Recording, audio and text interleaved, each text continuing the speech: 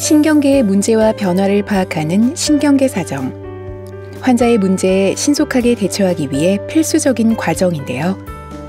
신경계 사정 중 의식과 동공 반응, 운동 기능 사정에 대해 알아봅니다.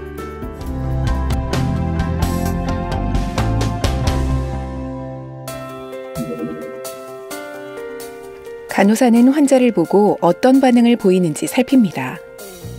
반응이 없다면 환자의 이름을 부르거나 말을 걸어보는데요. 환자분, 제 목소리 들리세요? 환자분, 눈 떠보세요. 그럼에도 반응이 없는 경우 추가로 가벼운 자극을 줍니다. 이때 승모근에 압력을 가해 환자의 반응을 살핍니다. 환자의 의식을 평가할 때는 시간, 장소, 사람에 대한 인식 능력을 파악하기 위해 환자에게 질문을 던집니다. 질문에 대한 환자의 반응에 따라 A, C, D, U로 표기해 평가하는데요. 오늘 날짜가 어떻게 되지요? 오늘은 2019년 1월 22일입니다. 여기가 어디지요? 여기 서울 아산병원이요. 이분이 누구신가요? 제 남동생이에요.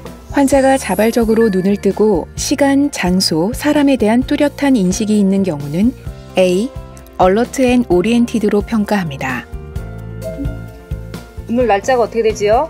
오늘 1978년이지. 1978년이에요? 네, 1978년이요. 여기가 어디지요? 여기 우리 집이지. 환자분 집인가요? 네. 여기 계신 분은 누구죠?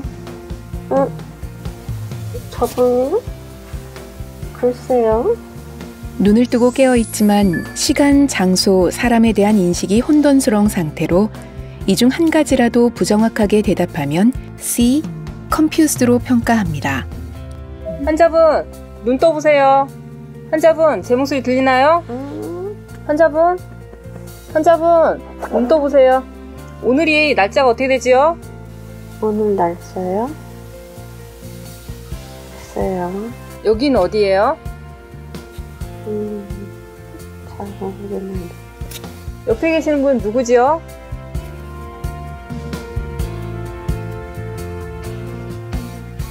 자극에 대한 반응은 보이지만 자극을 멈췄을 때 바로 잠이 드는 상태는 D, 드로우지로 평가합니다. 드로우지 상태에서도 진압력은 있거나 없을 수 있습니다.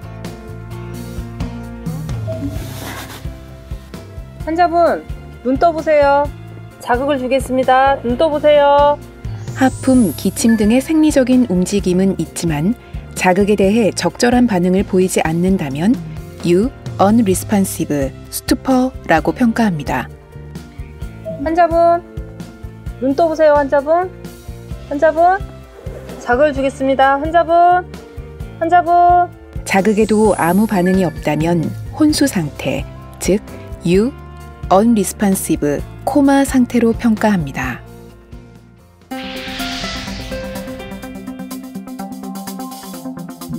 다음은 동공대광반사입니다. 눈에 불빛을 비추고 동공의 반응을 살피는 검사로 동공반사의 변화는 시신경, 동안신경의 손상 또는 뇌압 산승으로 인한 뇌 탈출의 중요한 증거가 됩니다. 동공대광반사는 우선 환자의 좌우 두 눈을 비교하며 동공의 크기, 모양, 좌우 대칭을 확인합니다. 동공의 정상 크기는 2에서 5mm이며 모양은 양안 모두 원형이 정상입니다. 대칭성은 좌우 동공의 크기가 같으면 아이소코릭, 다르면 언아이소코릭이라고 합니다. 동공이 산대되어 있거나 축동되어 있는 경우 좌우 동공의 크기가 1mm 이상 차이 나는 경우는 의사에게 알려야 합니다. 빛을 좌우 눈에 비춘 후 좌우 동공 반응을 확인하는데요. 빛을 비춤과 동시에 동공이 바로 수축하는 것이 정상 반응인 프롬프트라고 하며 빛에 대한 동공이 느리게 반응하면 슬러기쉬라고 합니다. 빛에 대한 반사가 없으면 픽스라고 합니다.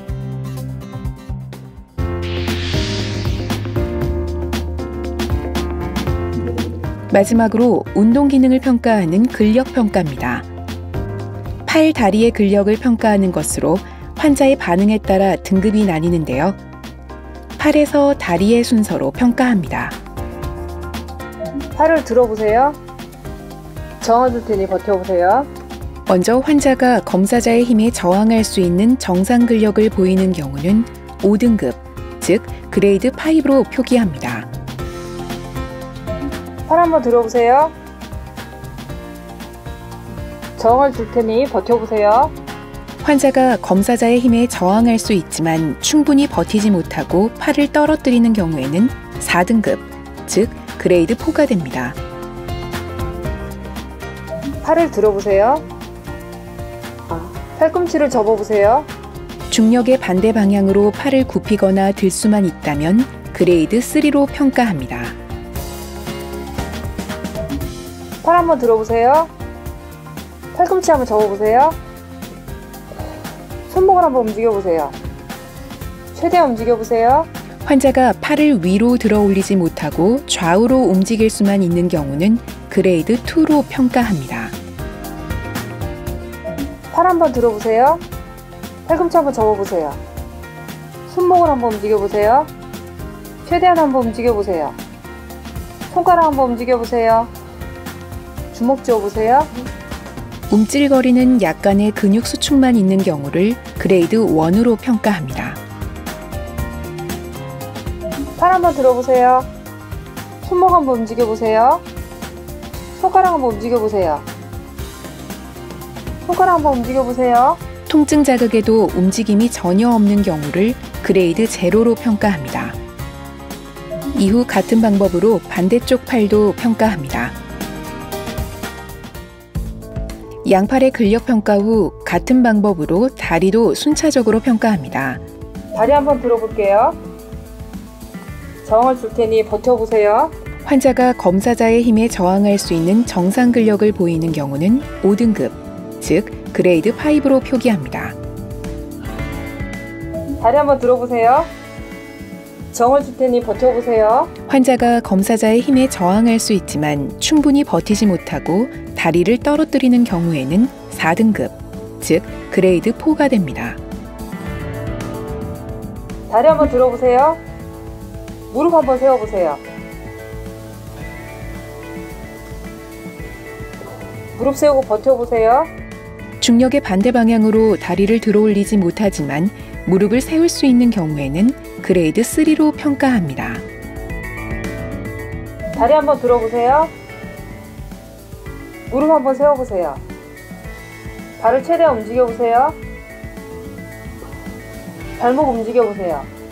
환자가 다리를 위로 들어 올리지 못하고 좌우로 움직일 수만 있는 경우는 그레이드 2로 평가합니다. 다리 한번 들어보세요. 발목 한번 움직여보세요. 발 최대한 움직여보세요.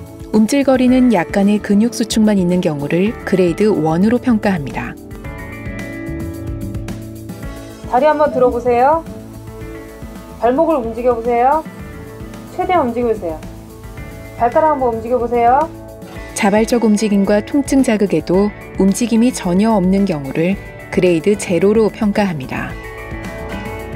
이후 같은 방법으로 반대편 다리의 근력을 평가합니다. 지금까지 신경계 사정 중 의식과 동공 반응, 운동 기능 사정에 대해 알아봤습니다. 환자의 신경학적 변화를 신속하고 정확하게 파악해 환자 예후에 긍정적 영향을 미치기를 바랍니다.